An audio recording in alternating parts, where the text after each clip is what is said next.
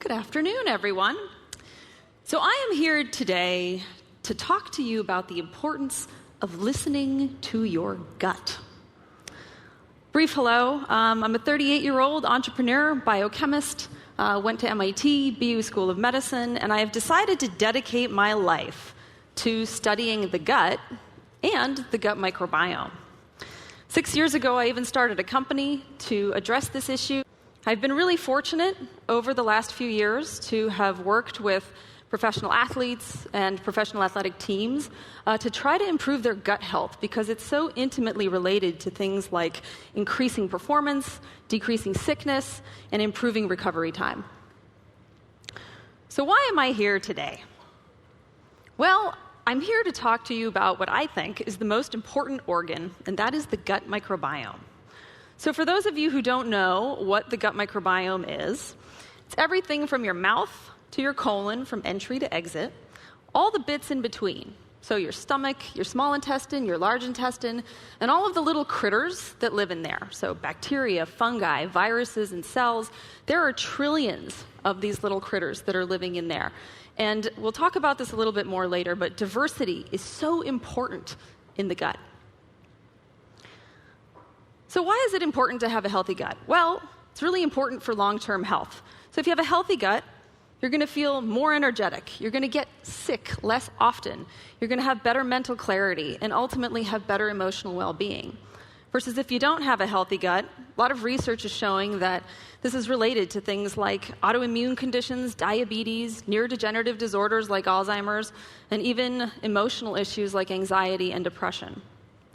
So our theme for today is, you are what you eat. So you're probably sitting there thinking, yeah, as a kid, my parents always used to tell me, you are what you eat, as they tried to foist broccoli off on me, or if you were really, really lucky, Brussels sprouts and other things like that. But the reality is, they're actually right.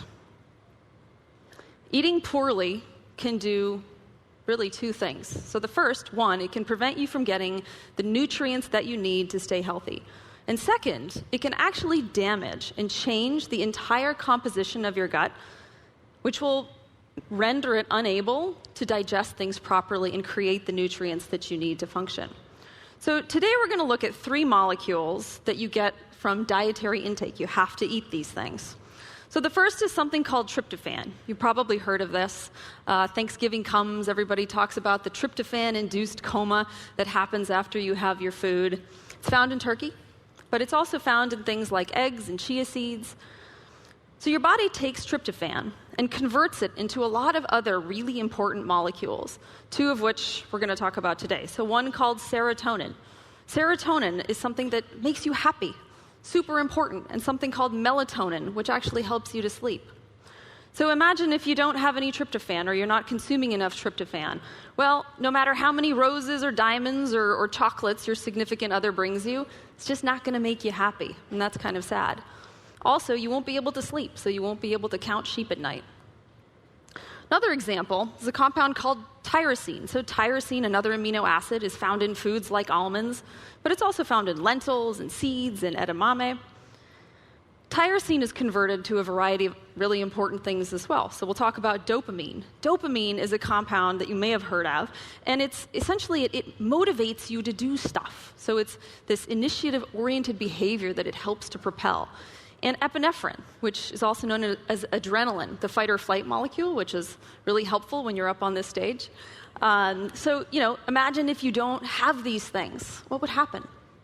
Well, here's what would happen. 1, you'd be drooling on your couch, or worse yet, if you were being chased by a mountain lion, which I'm sure, who knows, may happen at some point in everybody's life. The emoji being, huh? You don't want this to happen, right? You need a body to respond to these types of situations. Third, we're going to talk about something called indole 3-lactic acid. So it's really important. It's found in fermented foods, things like pickles, sauerkraut, kimchi, kefir. ILA is super important because your body takes it in, and there's certain bacteria in the gut that actually convert the ILA into something called IPA, indole propionic acid. That indole propionic acid is actually one of the strongest antioxidants in the body. And again, you guys might have heard of this word antioxidant, but I'll explain what it does. So in your body, you have a variety of different chemical processes that happen. Many of them create things called free radicals. These are bad. They're reactive species that go and damage your cells. They damage DNA. And then ultimately can lead to things like cancer. So these antioxidants come in and actually break down your free radicals, keeping you healthy longer. Clearly, eating certain types of foods is really necessary to keep you healthy, but it's not sufficient. A healthy microbiome is needed to be able to execute these conversion processes that we're talking about, to take things in, to digest them, and to spit out other molecules that are really important to your health. So let's talk a little bit about what makes a healthy microbiome. In a healthy gut, you have very diverse species in there. You have different bacteria, right? So you've got some that digest veggies, some that digest meats and breads and oils, and your gut is populated by many, many different types of things. Now let's say you decide that you are just going to eat foods that are really high in fat. Things like hot dogs and ice cream and pizza, although pizza sounds really good right now. If you train your system to do this, your gut's going to start producing more and more of the type of bacteria that are used to seeing the kinds of foods that you eat. And eventually, you're going to skew the ratios. Those bacteria are going to outcompete the other types that are there because they're just not being used. And then you'll end up with a situation where you can have a very unhealthy, not diverse set of bacteria in your gut. Now, you might ask, can you reverse that? Yes, but it often takes a lot of time and energy to do. Sometimes you actually can't. Once those bacteria are gone, it's really tough to bring them back. What's really interesting is the body tries to actually generate the right building blocks, even if you've damaged your gut. Now, here's the sad part. Many of the things that we do in our life are, in fact, completely lethal to the microbiome. I love chips, sadly.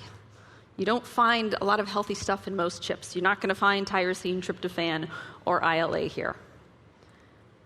Antibiotics, medicines, helpful, but they kill bacteria. And they don't just kill bad bacteria, they kill all bacteria. And so oftentimes after you've gone through a course of antibiotics, you kill off your microbiome. Sometimes it never rebuilds properly again. Stress. You hear this, stress kills things, stress is bad. We could have a whole 30-minute talk on the impact of stress on the microbiome. Stress is, in fact, extremely bad for the microbiome. Your central nervous system, your brain, is intimately connected to your gut. The two talk back and forth to each other. Think about it. When you're stressed, you have a headache, you feel terrible. You often feel that stress in your stomach. Butterflies in your stomach, anxiety. Sometimes you have to go to the bathroom more. The two talk to each other all the time. They're intimately connected. And so the more stressed you are, the more likely it is that you will damage your microbiome. And then lastly, we live in a very aseptic society. And this is bad. Decreases the diversity of bacteria in the gut. One of my favorite examples is back many years ago, kids would play in the dirt, and they'd be exposed to all kinds of different things. Now, kids come inside, they watch TV, they play on their phones, and a lot of diseases are actually being connected to the lack of diversity in the gut. Things like autism, ADHD. So super important to get outside. So what can we do about this? Well, the good news is not all is lost. It is possible to improve your gut. And this is one of the things that I get to do every day, and I'm so fortunate in my job. My company actually is trying to measure the functional state of the gut, define what that is, and then to create interventions to improve it. We call this improving your internal fitness. So what are some simple things that you can do to help improve your gut? Well, one, we've talked about changing your diet. Two, we've talked about stress management techniques, incorporating mindfulness, meditation, breathing exercises to minimize your stress. Or exercise is great. 15, 20 minutes of walking a day can help to keep you regular, mitigate your stress, and it can actually help to promote the growth of certain types of bacteria. And then lastly, targeted supplementation. I'm not saying to take lots of different supplements. I'm saying if there's certain things that your body needs, you might actually take a supplement. Sometimes there's a lot of fish that you have to eat in order to get the equivalency of one pill, but make sure it's what you need. So the next time that you're lying on the couch, feeling lethargic and not sure why, or you're sick for the 5th time in a year, listen to your gut. Thank you.